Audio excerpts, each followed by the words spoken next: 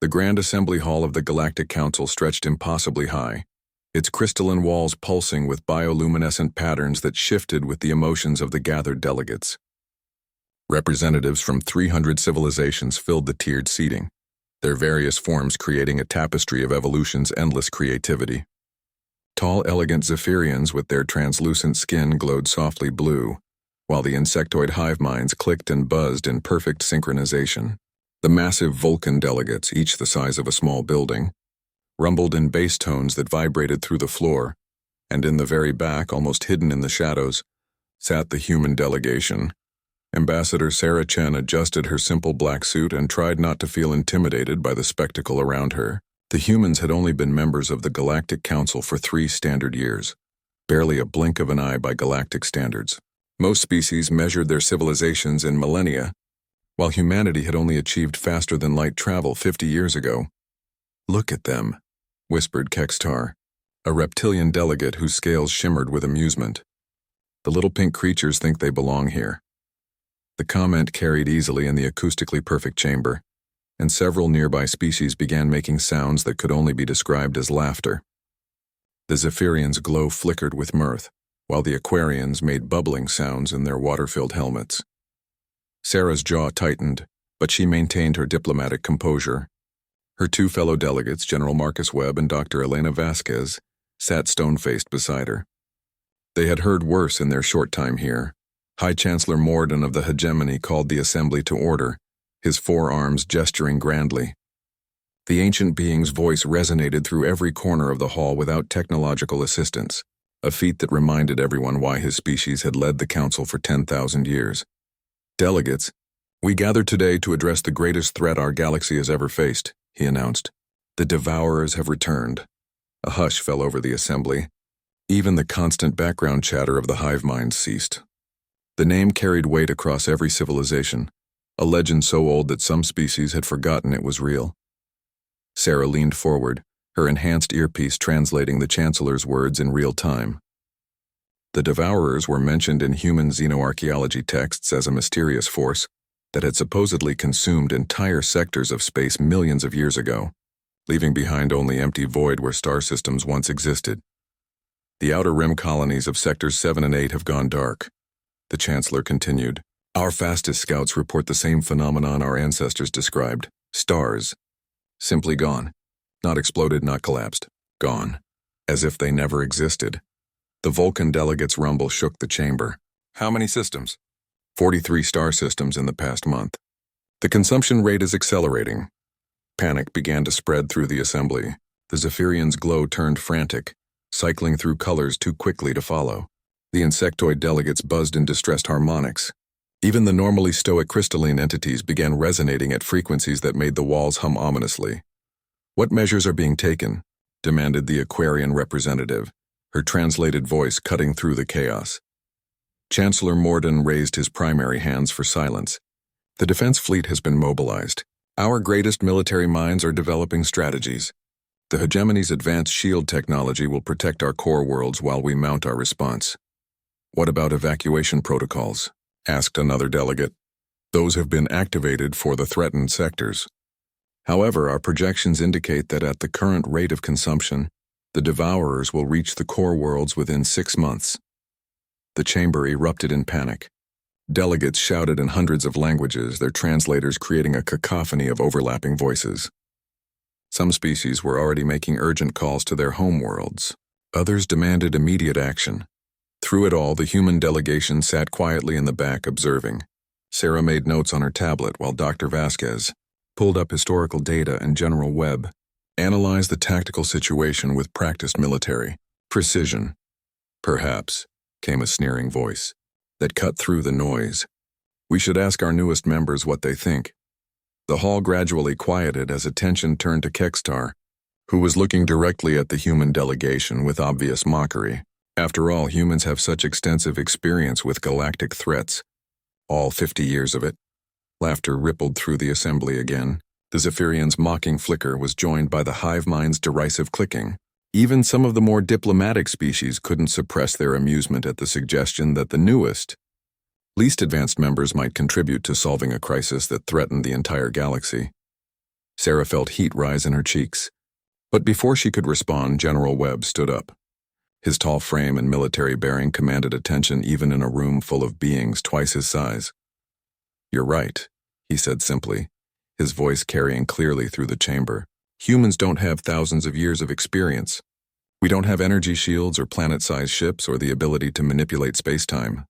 The laughter grew louder. Several delegates were openly pointing at the human section now.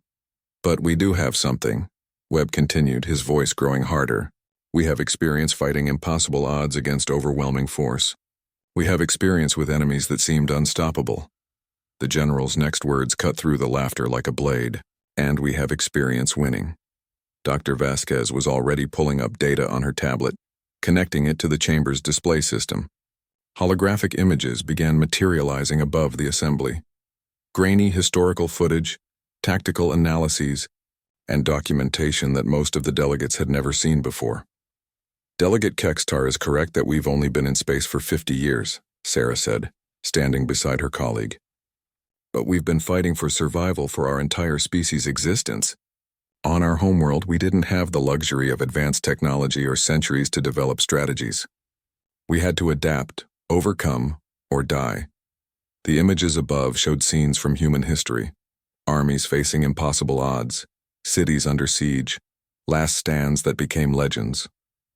But more importantly, they showed humans fighting creatures and forces that seemed beyond their ability to defeat. "The Devourers aren't the first seemingly unstoppable force we've encountered," Dr. Vasquez added, her scientific mind already working on the problem. "And based on the patterns you've described, they're not as unstoppable as you think." The laughter was beginning to die down as some of the more intelligent delegates started paying attention to the data being presented. The tactical analyses were crude by galactic standards, but they showed a disturbing pattern of successful human conflicts against superior forces. "You want to know what humans think?" Sarah asked, her voice carrying a confidence that surprised even her. "We think you're all thinking about this wrong. You're so busy trying to build bigger shields and more powerful weapons that you're missing the obvious solution." Chancellor Morden leaned forward, his ancient eyes focusing on the small human woman. For the first time in the assembly, there was genuine interest in his expression, rather than polite tolerance. "And what solution is that, Ambassador Chen?" Sarah smiled grimly, the expression that had served her well in countless negotiations with beings who underestimated her species. "We don't run from predators. We hunt them." The silence that followed Sarah's declaration was deafening. 300 civilizations, some with intellects that spanned multiple dimensions, stared at the human delegation with expressions ranging from disbelief to curiosity. The very concept seemed to break their understanding of how galactic threats were handled. Kextar's scales flickered with what the translation matrix identified as confused amusement. "Hunt them? You propose to hunt a force that has consumed 43 star systems, a force that our ancestors with technology far superior to what exists today could only flee from?" "That's exactly what I'm proposing," Sarah replied calmly. She gestured to Dr. Vasquez, who began manipulating the holographic display above the assembly. The image shifted to show the galactic map, highlighting the missing star systems in red. "Look at the pattern," Dr. Vasquez said, her scientific training evident in her methodical approach. "The Devourers aren't moving randomly. They're following specific routes, targeting systems with particular characteristics: high stellar density, specific energy outputs, young star clusters." The pattern was subtle but undeniable once pointed out. The missing systems formed rough corridors through space, following paths that made sense if viewed from a predator's perspective. "They're feeding," General Webb added, his military mind already several steps ahead. "Just like any apex predator, they have preferences, hunting grounds, patterns of behavior that can be predicted and exploited." The crystalline delegate resonated at a frequency that translated as skeptical inquiry. "You suggest these Devourers are merely animals?" "Not animals," Sarah corrected. "But they're still bound by the same fundamental rules that govern all life. They need energy. They have methods of acquiring it, and those methods create vulnerabilities." Chancellor Morden's forehands moved in a gesture that indicated deep thought. "Our historical records suggest the Devourers are a force of pure entropy, chaos given form. They consumed everything in their path without pattern or logic." "With respect, Chancellor," Dr. Vasquez interjected, Your historical records were written by survivors who were running for their lives. They weren't stopping to conduct scientific analysis. We've had the luxury of studying the data without the immediate threat of annihilation, and the pattern is clear. The holographic display zoomed in on one of the consumed sectors. Dr. Vasquez overlaid energy readings, stellar classifications, and gravitational data. Look here. They consumed the blue giants first, then the binary systems, then the young protostars. They're not random destroyers. They're selective feeders. The assembly began murmuring again, but this time the tone was different. Instead of mockery, there was genuine consideration. Several of the more scientifically minded species began running their own analyses on the data. Even if you're correct about their patterns, said the Aquarian delegate, how does this help us? We still face an enemy that can eliminate star systems. General Webb stepped forward, and the display changed to show tactical projections. Because if they're following patterns, we can predict where they'll strike next. And if we can predict their movements, we can be waiting for them. With what? Demanded the Vulcan delegate, his massive form radiating skepticism. Our most powerful weapons barely scratched their feeding constructs in the ancient wars. With something your ancestors never had, Sarah said quietly. Bait. The chamber fell silent again.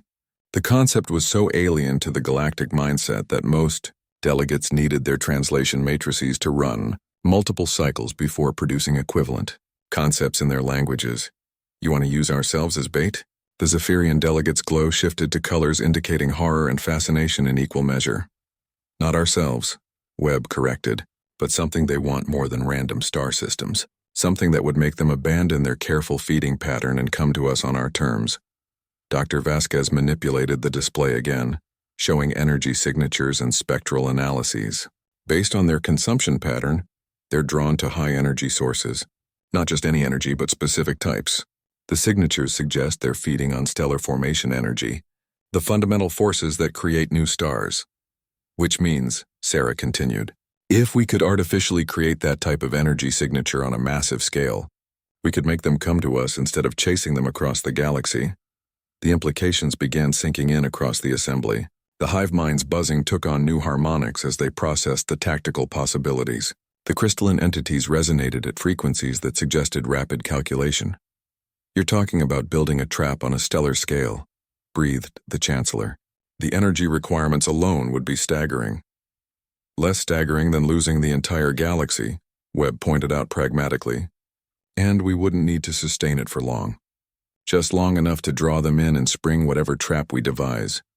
Kextar's scales had stopped flickering entirely, a sign his translation matrix identified as deep concern. Even assuming such a trap could be built, how do you propose to actually harm them? Our ancestors' most powerful weapons were useless. Sarah smiled that same grim expression. Because your ancestors were thinking like prey. They tried to fight the Devourers with the same methods they used against each other. Bigger weapons, stronger shields, more advanced technology. They never considered that sometimes the most effective weapons are the simplest ones. The display changed again, showing historical human conflicts. But this time the focus was on unconventional warfare. Guerrilla tactics, asymmetric strategies, victories achieved through cunning rather than superior firepower. Humans have a saying, Dr. Vasquez added. If you can't beat them with superior force, beat them with superior tactics. Our history is full of smaller, weaker forces defeating larger, more powerful enemies through creative thinking and strategic innovation. The Devourers consume energy, Sarah explained. But what if we fed them something they couldn't digest? What if instead of trying to destroy them with weapons they've already proven immune to, we poisoned them? The concept was so radical that several species' translation matrices struggled to find equivalent terms. The idea of turning an enemy's greatest strength against them was not uncommon in galactic warfare, but applying it to a force like the Devourers required a fundamental shift in thinking. You're proposing to weaponize their feeding process, the Chancellor said slowly, his ancient mind working through the implications. Exactly, Webb confirmed. Create an energy source that appears to be exactly what they want, but contains something that disrupts their fundamental processes. We don't need to understand how they work, we just need to understand how to break them. The Vulcan delegates' rumble had taken on a thoughtful quality. This is not impossible. Our energy manipulation technology could potentially create the type of signatures they seek. But the weaponization aspect, that's where human creativity comes in, Sarah said. We've spent our entire existence finding new ways to break things that seemed unbreakable. Given access to your technology and resources, I'm confident we can develop something that will at minimum damage them, and potentially destroy them entirely. The assembly was beginning to buzz with actual discussion now instead of mockery. Scientists from various species were already running preliminary calculations, while military leaders considered the tactical implications. But not everyone was convinced. Kextar rose from his seat, his scales now displaying patterns that indicated formal challenge.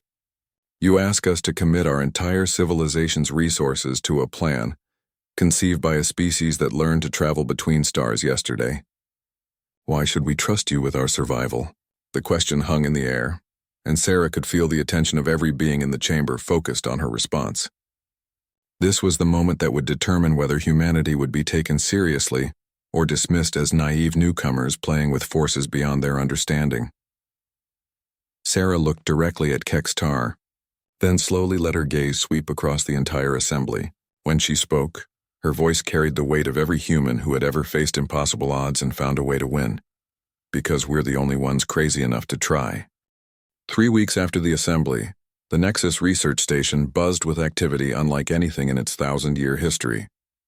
Located in the neutral zone between major galactic powers, the massive facility had been hastily converted from a diplomatic research center into the coordination hub for the most ambitious project the galaxy had ever attempted. Sarah stood in the central command center, watching holographic displays that showed progress from across dozens of star systems. What had started as humanity's desperate proposal had become the largest cooperative effort in galactic history. The irony wasn't lost on her that it had taken an existential threat to get the various species to work together effectively. The Zephyrians have completed the energy resonance arrays, reported Dr. Vasquez, her voice carrying a mixture of exhaustion and excitement. Their bioharmonic technology is perfect for creating the stellar formation signatures. The artificial energy readings are indistinguishable from genuine star birth. General Webb stood beside a tactical display showing fleet positions throughout the galaxy. The Vulcan heavy construction teams finished the primary trap structure yesterday. I have to admit, when they commit to something, they don't mess around. That thing is the size of a small moon and powerful enough to contain a supernova. The trap itself was a marvel of cooperative engineering. Crystalline entities had grown the primary containment matrix from their own bodies, creating a structure that could channel and redirect energy on a stellar scale. Aquarian technicians had designed the fluid cooling systems that would prevent the entire apparatus from melting under the enormous energies it would handle. Hive mind coordinators managed the millions of individual components with perfect synchronization, and at the center of it all was humanity's contribution, the weapon itself. Sarah walked over to the secure laboratory where Dr. Elena Vasquez led a team of human scientists working alongside the galaxy's greatest minds. Through the reinforced viewing window, she could see what looked like a small, unremarkable device floating in a containment field. Hard to believe something so simple could potentially save the galaxy, said a familiar voice behind her. She turned to find Chancellor Morden approaching, his ancient form moving with surprising grace despite his obvious age. The hegemony leader had been spending increasing amounts of time at the station, personally overseeing the project that he had initially been skeptical about. Simple is often better, Sarah replied. Complex systems have more points of failure, more things that can go wrong when you're operating under extreme conditions. The Chancellor's 4 eyes focused on the device. Explain to me again how this works. I understand the theory, but the practical application still seems insane, Sarah suggested with a slight smile. Yeah, we get that a lot. The device itself is based on something humans call a logic bomb. It's a concept we developed for dealing with computer viruses and hostile artificial intelligences. She gestured to the floating device. The devourers consume energy in a specific way, following patterns that suggest some kind of processing system, almost like a massive biological computer. This device doesn't fight that process. Instead, it feeds the devourers information that causes their processing systems to get stuck in logical loops. You're going to confuse them to death? The Chancellor's tone was carefully neutral, but Sarah could detect underlying skepticism. In a sense, yes. Think of it like this. Imagine you're starving and someone offers you food. But the food is actually a puzzle that requires you to solve it before you can digest it, and the puzzle has no solution. You'd keep trying to solve it, using more and more energy until you exhausted yourself. Dr. Vasquez emerged from the laboratory, pulling off her protective gloves. "The final tests are complete," she announced. "The logic bomb is stable and ready for deployment. The energy signature is perfect. It looks exactly like the stellar formation energy they crave. But once they try to process it, they'll get trapped in recursive feedback loops," Sarah finished. "Their own feeding process becomes a weapon against them." The Chancellor was quiet for a long moment, processing this information. When he spoke, his voice carried a weight that spoke to his millennia of experience. "You know, in all my years leading the Council, I've seen countless strategies, countless weapons, countless attempts to solve impossible problems. But this approach is unlike anything in our historical records. Sometimes you need a fresh perspective," General Webb said, joining the group. "The latest intelligence reports confirm that the Devourers are maintaining their consumption pattern. They've taken another 6 systems in the past week, but they're still following the predicted path." Sarah nodded grimly. The price of setting their trap was allowing the Devourers to continue feeding while the preparations were completed. Every day of delay meant more destroyed worlds, more extinct civilizations. But rushing the deployment could result in failure, and they wouldn't get a second chance. "Fleet positions?" she asked. "All species have their fastest ships positioned along the projected approach routes," Webb reported. "The moment we activate the artificial energy source, we'll have approximately 18 hours before the Devourers detect it and change course. After that, we estimate another 6 hours before they reach the trap. 24 hours to find out if we're heroes or idiots," Dr. Vasquez muttered. A soft chime indicated an incoming priority transmission. The main display activated to show Captain Zarak of the Zephyrian Deep Space Fleet, her bioluminescent form pulsing with urgency. "Nexus Station, we have a problem," she announced without preamble. "Long-range sensors are detecting unusual activity in the outer rim. The Devourers have stopped their advance." The command center fell silent. Sarah felt a chill run down her spine as the implication sank in. Stopped? For how long? 3 hours ago.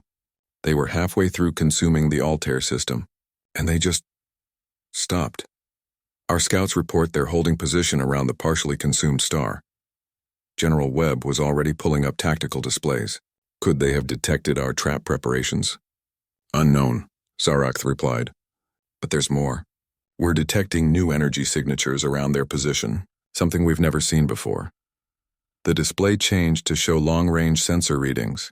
Where the Devourers had been steadily consuming stellar material, there was now a complex pattern of energy fluctuations that defied analysis. Dr. Vasquez studied the readings with growing alarm. "These patterns, they're not random. There's structure here, complexity. It's almost like they're communicating," Sarah finished, her heart sinking.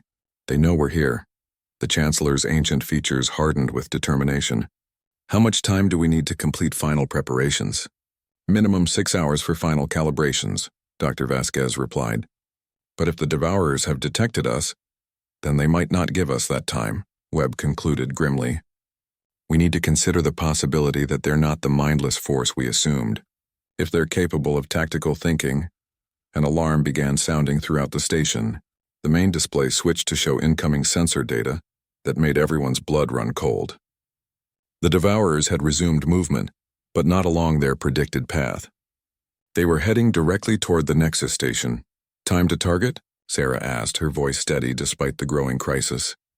"At their current speed, 4 hours, Zarak reported. "But that's not the worst part. They're accelerating. The trap wasn't ready. The fleets weren't in position. And now it seemed that their careful planning had been discovered by an enemy they had clearly underestimated." Sarah looked around the command center at the representatives of dozens of species, all looking to the humans who had proposed this desperate plan. The weight of the entire galaxy's survival pressed down on her shoulders. "Options?" she asked. General Webb's expression was grim but determined. "We spring the trap now, ready or not. It's our only chance."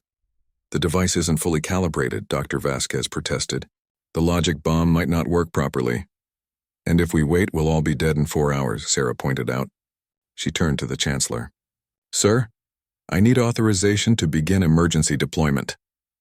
The ancient leader looked at the displays showing the approaching doom, then at the humans who had somehow convinced the galaxy to bet everything on an impossible plan. "Authorization granted," he said quietly.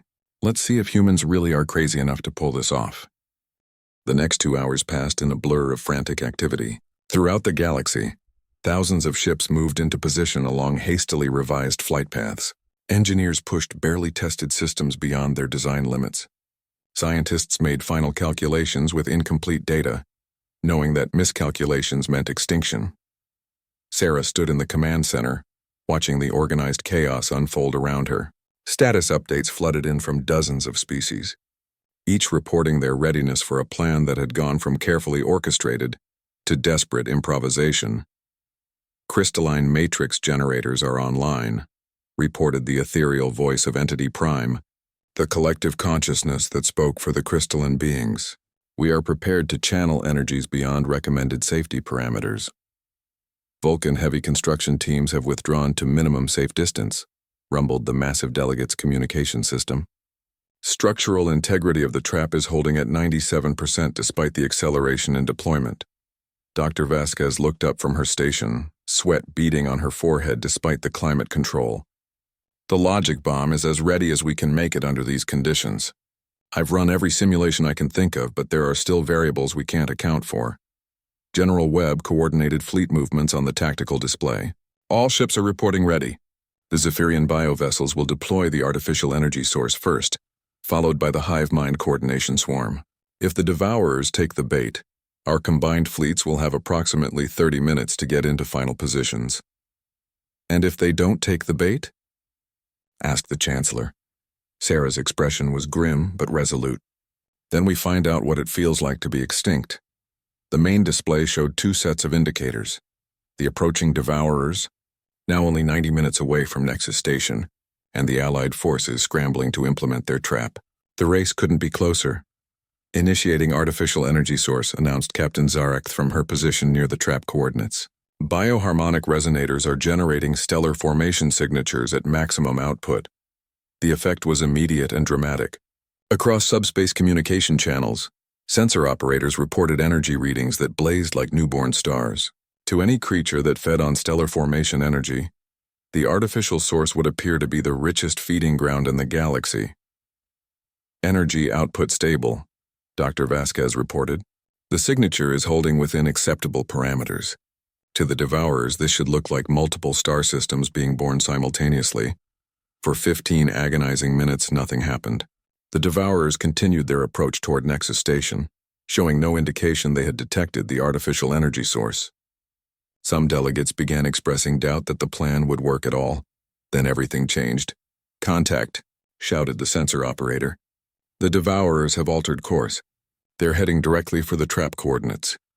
The command center erupted in cautious celebration, but Sarah remained focused on the tactical display. The Devourers weren't just changing course, they were accelerating beyond anything their previous behavior had indicated was possible. "How fast are they moving?" she asked. "Faster than our projections," Webb replied grimly. "They'll reach the trap in 40 minutes, not the projected hour and a half. Can our fleets get into position in time?" "It'll be close. Some of the slower species won't make it to their optimal positions, but we'll have enough firepower for the primary plan." Dr. Vasquez was studying the sensor readings of the approaching Devourers with growing concern. "Something's wrong," she announced. "The energy patterns they're emitting aren't matching our historical data. They're more complex, more organized." The display zoomed in on the approaching entities, and for the first time, the assembled delegates could see detailed images of their enemy. What they saw defied their expectations. The Devourers weren't the chaotic force of entropy that historical records described. They moved in perfect formation, massive constructs that seemed to bend space around them. But more disturbing was the clear evidence of intelligence in their approach. They were adapting their formation as they approached, responding to the artificial energy source in ways that suggested tactical awareness. "They know it's a trap," the Chancellor said quietly. "Maybe," Sarah admitted, "but they're still coming. Either they think they can defeat whatever we've prepared, or the energy source is so attractive they're willing to take the risk." 30 minutes to contact," Webb announced. "All ships are reporting weapons armed and ready. The trap mechanism is charged to maximum capacity. The artificial energy source continued blazing in the void, a beacon that called to creatures whose nature was to consume such energies. But as the Devourers approached, their formations began shifting in ways that suggested they were preparing for battle rather than feeding. "They're not approaching like hungry predators," Dr. Vasquez observed. "They're approaching like a military force preparing to engage an enemy." The implications were chilling. If the Devourers were capable of tactical thinking, if they understood that this was a trap but were coming anyway, then they might be far more dangerous than anyone had imagined. "New contacts," the sensor operator called out. "Additional Devourer forces are emerging from hyperspace. Multiple vectors all converging on the trap coordinates." The tactical display updated to show the true scope of what they faced. The Devourers hadn't just sent the force they had been tracking. They had called in reinforcements, surrounding the trap with what appeared to be their entire available fleet. "How many?" Sarah asked, though she dreaded the answer. "Conservative estimate, 3 times what we expected. They've brought everything." The command center fell silent as the magnitude of their situation became clear. They had planned for a trap to catch a predator. Instead, they had stumbled into what appeared to be the final battle for the galaxy's survival. "Do we abort?" asked one of the delegates. "Abort to what?" Sarah replied. "They know where we are. They know what we're trying to do. Running now just means dying tired." Chancellor Mordoon stepped forward, his ancient authority commanding attention. "The die is cast. We proceed with the plan, knowing that we face not just a force of nature, but an intelligent enemy that has chosen to meet us in battle." 15 minutes to contact," Webb announced. "All ships prepare for engagement. Remember, our job is to keep them busy while the trap does its work. We don't need to win the battle. We just need to survive long enough to spring the trap." Sarah looked around the command center one final time, seeing representatives from hundreds of species united in purpose despite their vast differences. Whatever happened in the next hour would determine whether their civilization survived or became another footnote in the Devourer's cosmic feeding spree. "Dr. Vasquez, is the logic bomb ready for deployment?" "As ready as it's going to be. The moment they begin feeding on the artificial energy source, the logic bomb will be delivered directly into their processing systems. If our theory is correct, it'll cause cascading failures throughout their entire force. And if our theory is wrong?" Elena Vasquez looked at her with the grim honesty that had characterized their entire desperate endeavor. "Then we find out how long a galaxy can scream." The countdown continued, marking the seconds until they would discover whether humanity's greatest gamble would save the galaxy or doom it. In the distance, the Devourers approached like a tide of darkness, ready to either feast or fight. The trap was set. The fleets were in position. The logic bomb waited to be unleashed. All that remained was to see if being crazy enough really was enough. The first Devourer construct emerged from hyperspace like a tear in reality itself. Space around it bent and twisted, creating visual distortions that hurt to look at directly. The massive entity stretched for kilometers in every direction, its surface a shifting mass of what appeared to be crystallized darkness that absorbed all light. That touched it. "My God," whispered Dr. Vasquez.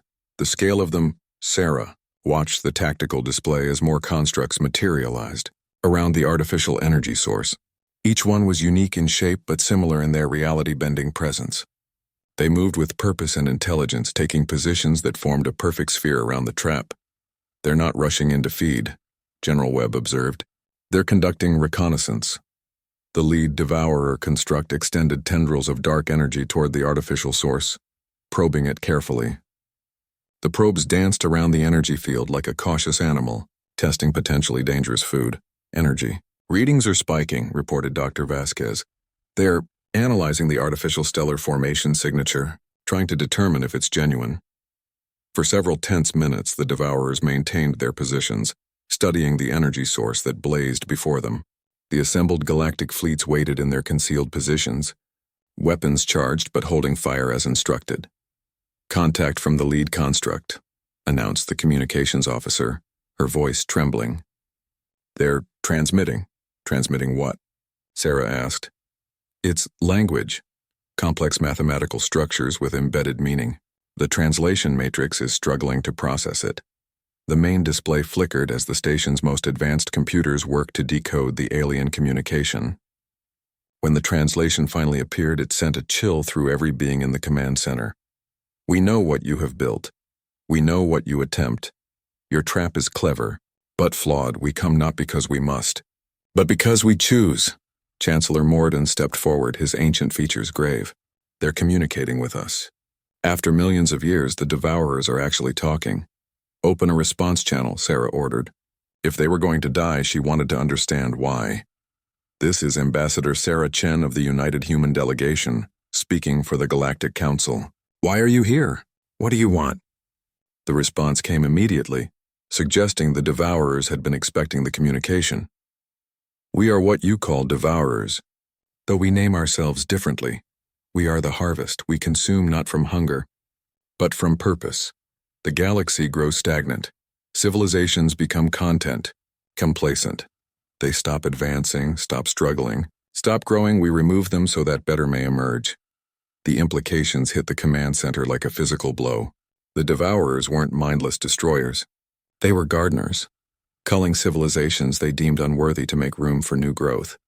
You're committing genocide on a galactic scale because you think we've become boring. Sarah's response carried a fury that translated across species barriers. We have watched your civilizations for millennia. They reached their peaks long ago. The Zephyrians have not created new art in thousand years. The Vulcan have not attempted new engineering challenges. The hive minds have achieved perfect efficiency and stopped innovating. All have become stagnant. And humans? Sarah asked, though she suspected she already knew the answer. Humans are interesting. In 50 years, you have created more new concepts, more novel approaches, more unexpected solutions than the rest of the galaxy has produced in millennia. You present us with a paradox. Dr. Vasquez looked up from her readings. The probe tendrils are getting closer to the energy source. Whatever they're deciding, they're going to decide soon. Sarah pressed the communication. What paradox? You are the first species to attempt to fight us not with superior technology, but with superior creativity. Your plan is flawed, but it demonstrates the kind of innovation we seek to preserve. We offer you a choice. The Devourer constructs began moving closer to the artificial energy source, their formations tightening around the trap, but they weren't feeding yet. They were waiting. What choice? Chancellor Morden asked. Abandon this galaxy to us. Take your ships, your people, your creativity, and seed new galaxies with your innovations. We will give you time to escape what is coming. In exchange, we complete our harvest here and move on. The stagnant civilizations end, but humanity continues. The offer hung in the air like a poison cloud. Around the command center, representatives from hundreds of species waited to hear how humanity would respond to the chance to save themselves by abandoning everyone else. Sarah felt the weight of the moment pressing down on her. With a few words, she could save her entire species while condemning the rest of the galaxy to extinction. The rational choice was obvious. No, she said simply. Ambassador, the Chancellor began. No, Sarah repeated, her voice growing stronger. You want to know what makes humans innovative? It's not just creativity. It's stubbornness. It's the absolute refusal to accept that some problems can't be solved, that some fights can't be won, that some people can't be saved. She turned to address not just the Devourers, but everyone in the command center. You call these civilizations stagnant, but I've spent the past 3 weeks working with them. The Zephyrians created beautiful new harmonies while building our trap. The Vulcan designed engineering solutions I didn't think were possible. The crystallines grew structures that could contain stellar-level energies. Every species here contributed something unique and amazing to this project. The cooperation was driven by desperation, not innovation. You're wrong, General Webb interjected, stepping forward. Desperation motivates, but innovation comes from something deeper. It comes from the refusal to give up on each other. Dr. Vasquez looked up from her readings with sudden urgency. They're beginning to feed. The lead construct is drawing energy from the artificial source. On the display, tendrils of dark energy connected the massive Devourer to the blazing artificial star. The construct pulsed as it began consuming the carefully crafted energy signature. Now what? Sarah asked.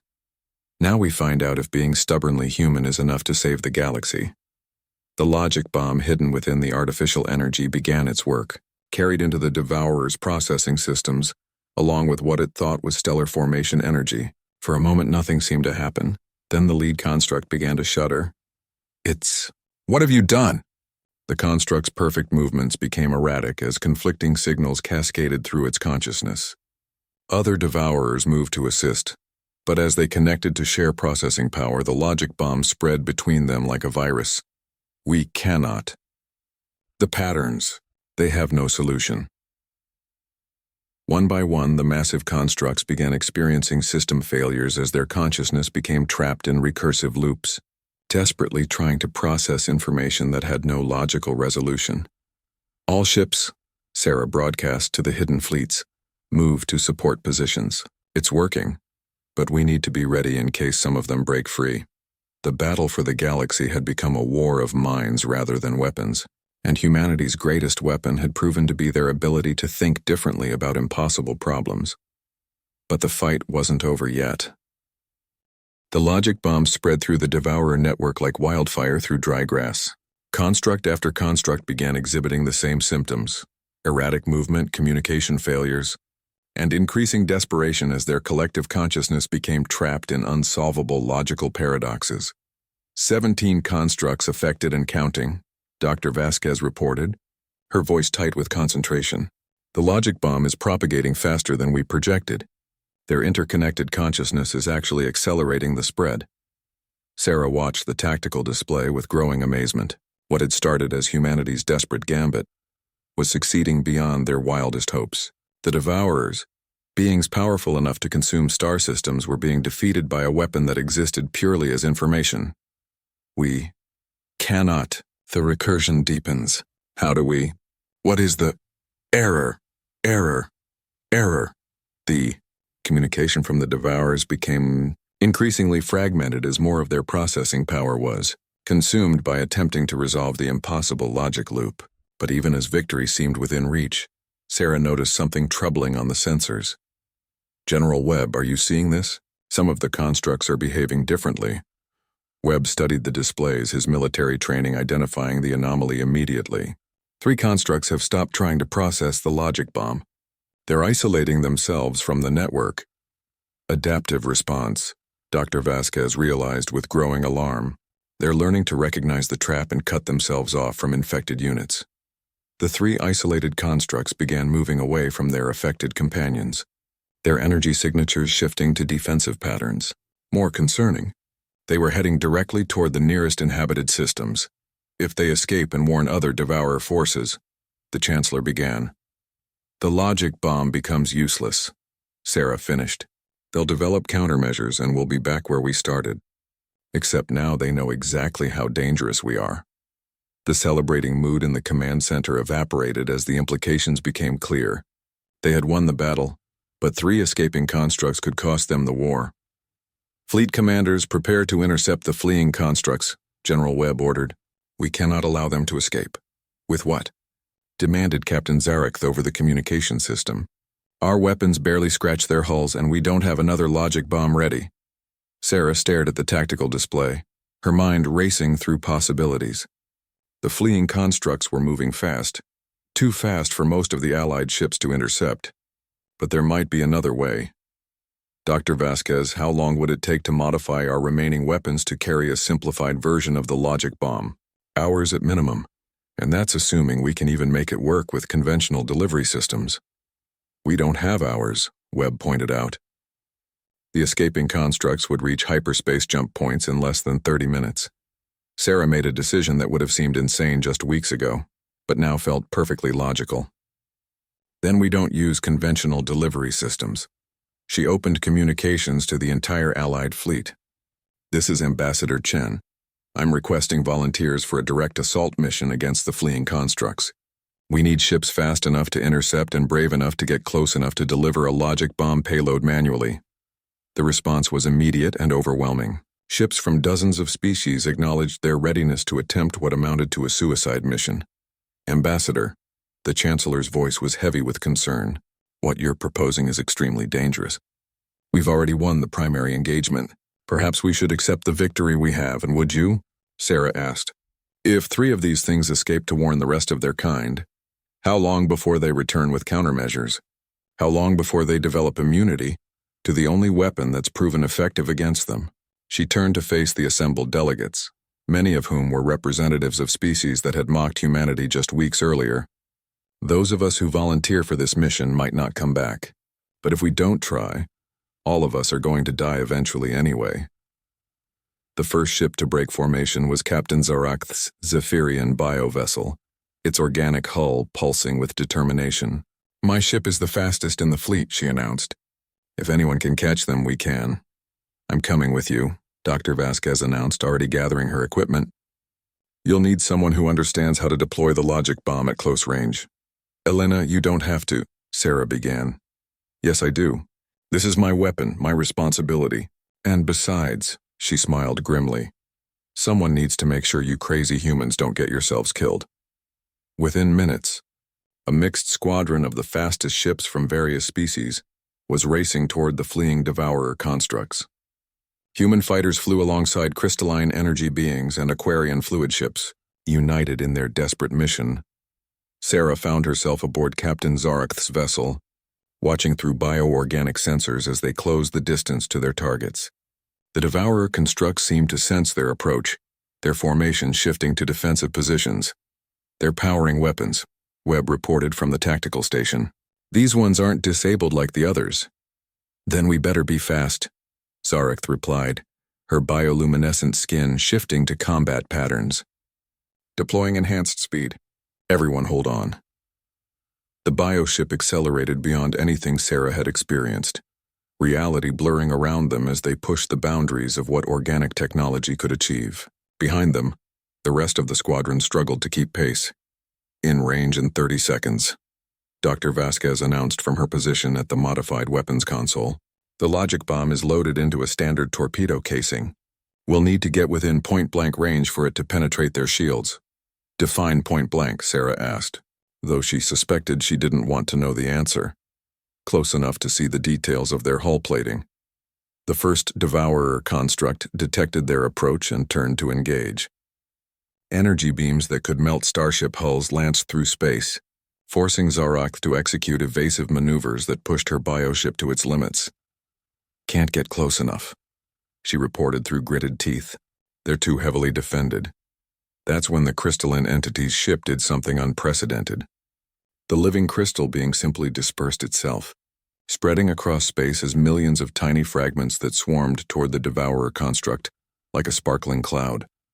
The construct's weapons fired frantically, but you can't shoot individual dust particles. The crystalline entity reformed directly against the construct's hull and began growing, using its own body to create gaps in the enemy's defenses. "Window is open," the entity transmitted. "Deliver payload now." Zarakth didn't hesitate. Her bioship dove through the gap created by the crystalline sacrifice, racing toward the construct's surface while Dr. Vasquez prepared the logic bomb for deployment. "Firing," Dr. Vasquez announced, launching the modified torpedo directly into the construct's processing core. The effect was immediate. The massive entity shuddered as the logic bomb began its work, its consciousness becoming trapped in recursive loops just like its companions. 1 down, 2 to go, but their success came at a cost. The crystalline entity had been destroyed in its brave assault, its scattered fragments drifting in space as silent testimony to the price of their victory. "Second target is accelerating toward hyperspace," Webb reported. "It's seen what happened to the first one." "Not today," Sarah muttered, opening communications to the remaining squadron ships. "All vessels, coordinate attack on the second construct. We finished this." What followed was a battle unlike anything in galactic history. Ships from species that had never fought together formed improvised attack patterns, using their unique abilities in combination to overwhelm the Devourer construct's defenses. Hive mind coordination vessels created perfect tactical synchronization while Vulcan heavy fighters absorbed punishment that would have destroyed lesser ships. The second construct fell to their combined assault, its consciousness trapped by another manually delivered logic bomb, but the third construct had used the time well, reaching the edge of hyperspace and preparing to escape. "It's going to jump," Zarakth reported. "We can't stop it." Sarah stared at the fleeing construct, knowing that its escape would doom everything they had achieved. Then she noticed something on the sensor readings. "Wait," she said. "Look at its energy signature. It's not just preparing to jump. It's trying to send a transmission." Dr. Vasquez checked her readings. "You're right. It's attempting to contact other Devourer forces, warn them about the logic bomb. Can we jam the transmission? Not from this distance. We'd need to get close enough to physically disrupt their communication array." Sarah looked around the bioship's bridge at the faces of beings from across the galaxy, all united in their determination to protect their civilizations. She made the hardest decision of her life. "Zarakth, plot an intercept course. Maximum speed." "Sarah," Dr. Vasquez said quietly, "at the speed we'd need to catch them before they jump, we won't be able to decelerate in time. This would be a collision course." "I know." The Zephyrian captain's bioluminescent pattern shifted to colors that indicated both honor and sorrow. "It has been a privilege to serve alongside humans," she said simply. "All ships, this is our final run." For the galaxy. The response from the squadron was immediate and unanimous. Every